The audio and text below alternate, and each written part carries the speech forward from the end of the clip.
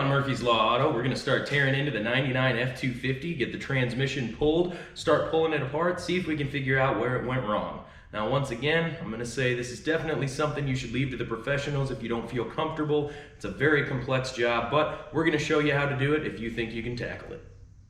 So we've got our truck all jacked up, we got our jack stands under it, everything's secured safely. We give her a nice wiggle for security. That's a technician thing. You always wanna really jiggle it around, put some force on it, see what it's gonna do. This thing is not going anywhere.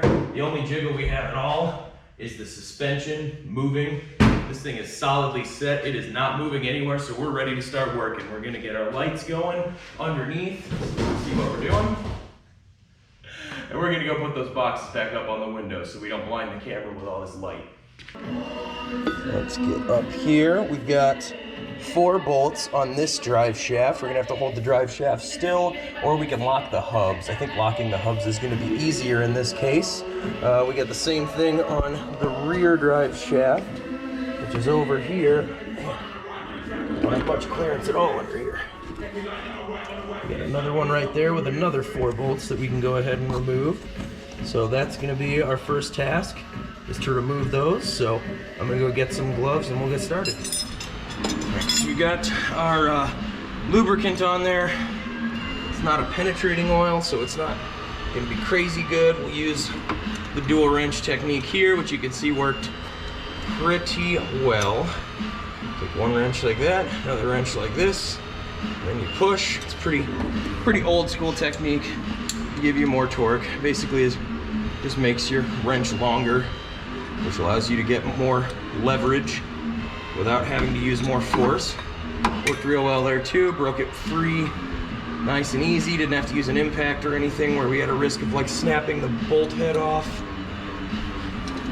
Just comes nice and loose. Don't even have to put really much force on it at all. The next thing we're gonna do is we're actually gonna go under and we're gonna strap this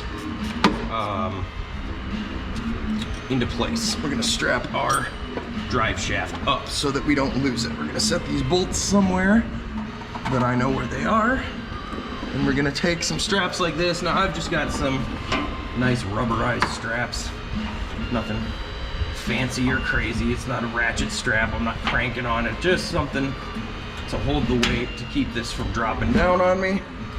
Put one probably on either side, hook it up to the frame up above, hook it up to this heat shield, whatever. Just anything to keep it from dropping down on me.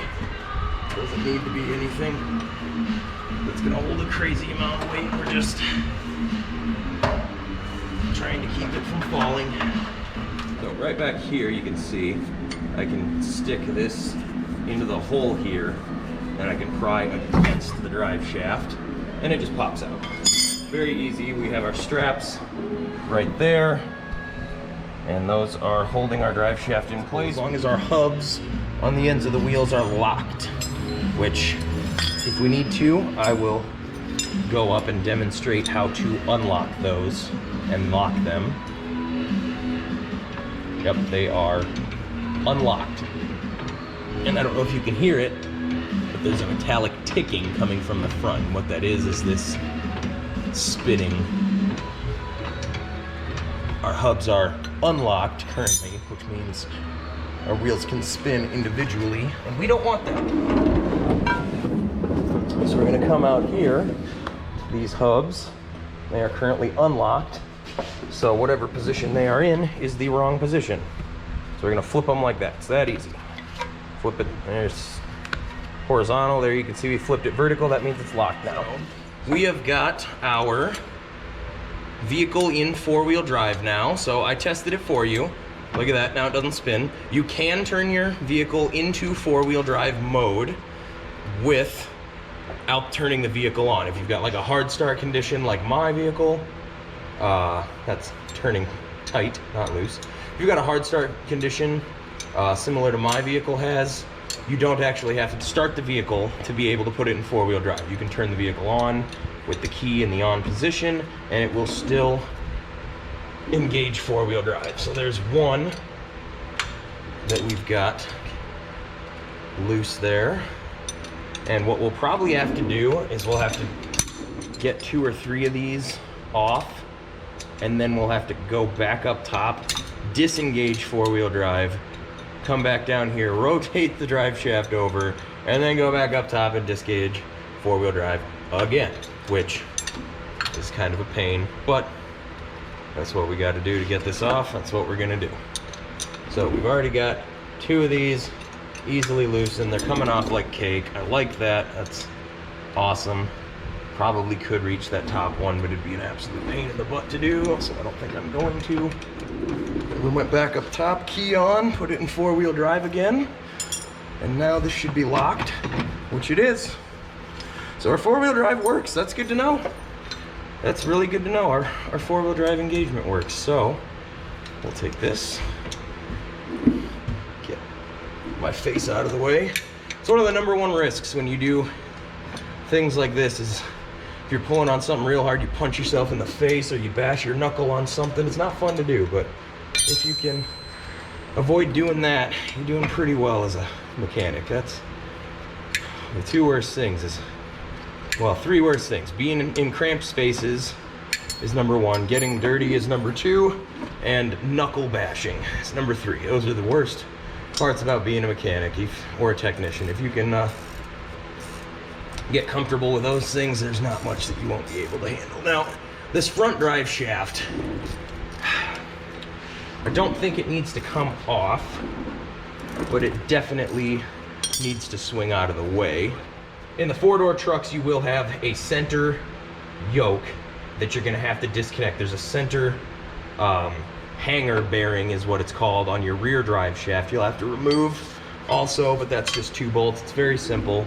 But the process for the front and rear on these is pretty much the same. You pull your 4 bolts, you take a pry bar or something, and you shove the drive shaft the opposite direction as the transfer case. So we've now got our second drive shaft here disconnected. That's off, and we can now shove it out of our way. We got a couple connectors here.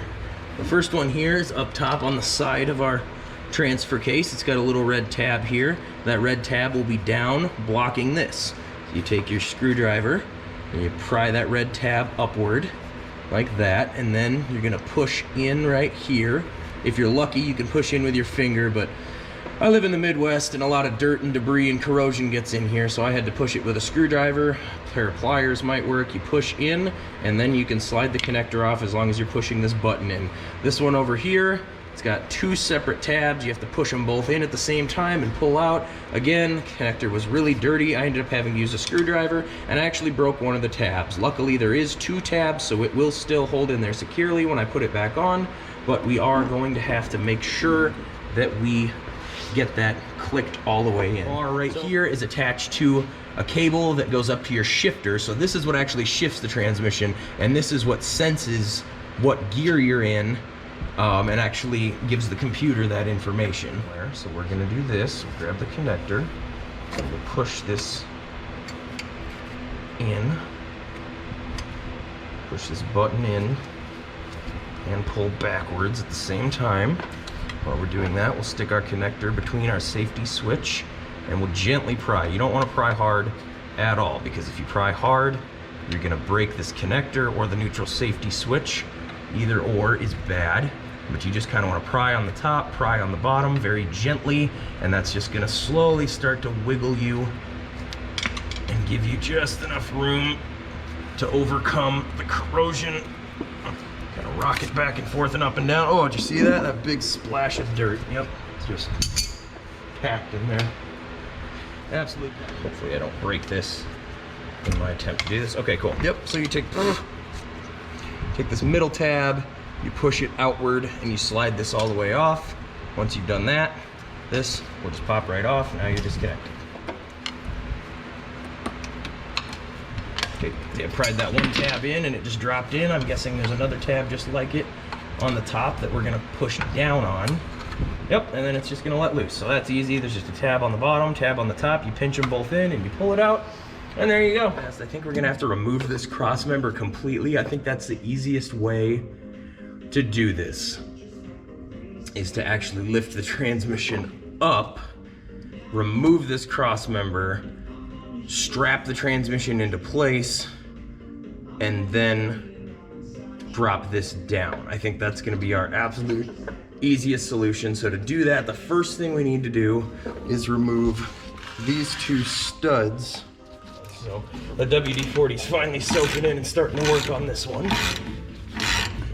So we will crank that out the rest of the way. I don't think I'll get to use my electric impact. This is too hard to get off. Right about now I could start using my electric, but we're like 3 turns away from being off, so it's not worth the effort to go get it.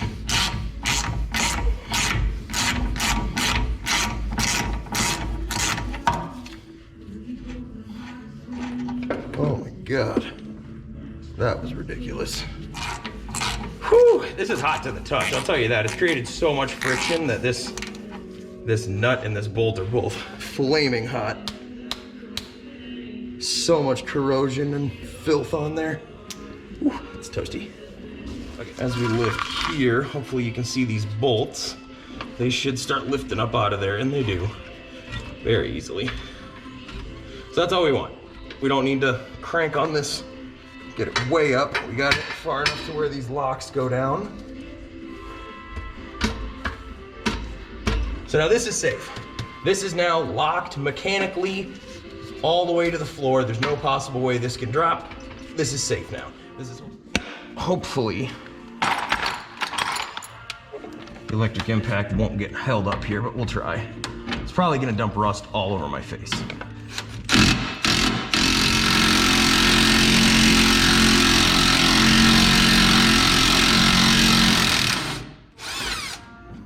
Well, there's one down.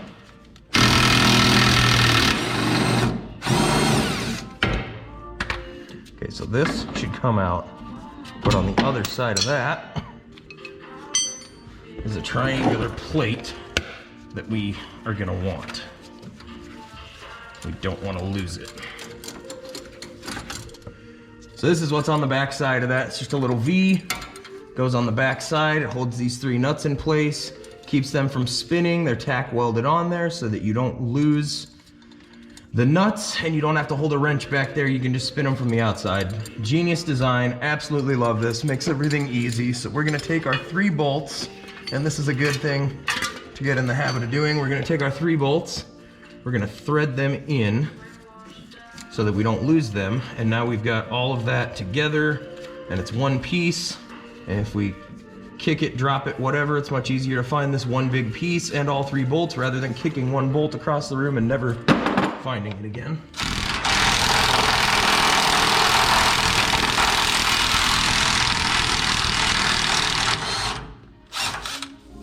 There's one down.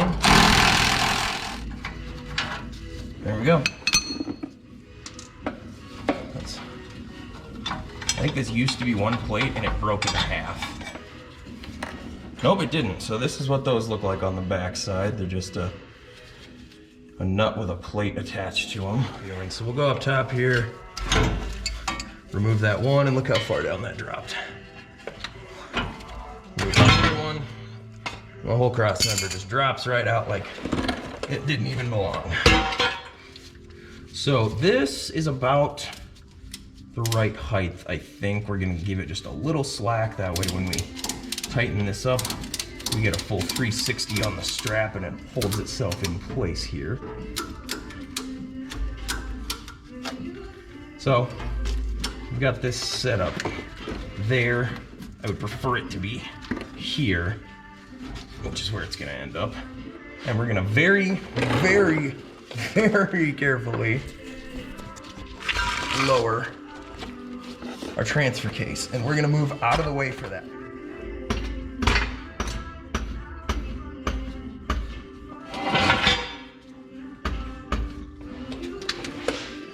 The reason we're not under here, I actually wouldn't mind getting a second strap up there, but for now,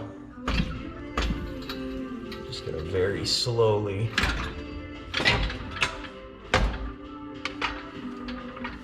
and look at that. Our strap's holding our transmission up. Not going anywhere. So Put this jack just barely touching to help support the weight, and that'll allow us to remove our transfer case.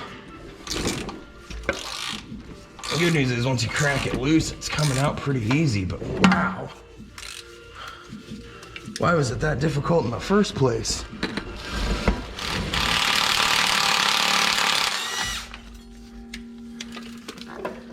Dirt everywhere. What a mess. All right. So that's how long those bolts are, and give you something to look at since it's probably pretty difficult to see what's going on from there. All right, guys, so our good camera died. I know, I'm disappointed too. But we did manage to get under here and remove all 6 bolts, 3 on each side. We got those removed. We're gonna get our light out of here so it doesn't get destroyed. And I think we're finally at the point where we can kind of wiggle our transfer case out of here.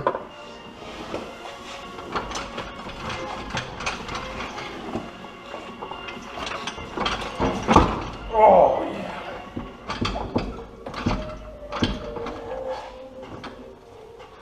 All right, we've got our transfer case removed. We got a little preemptive pile of floor dry there just in case it decides to leak anymore.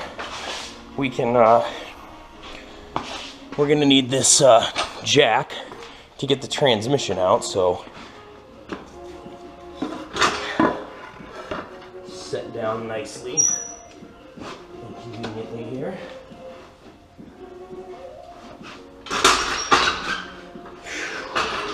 You're gonna want to be careful if you have to lift this about how you do it, because they are about 150 to 200 pounds. It's not a crazy heavy object, but you can still hurt yourself lifting it if you lift it wrong. Got our transfer case out. It's on a nice block of wood there. We've got our jack ready to use for the transmission. We got the transmission strapped up under there ready to pull, and we will get that transmission out next time.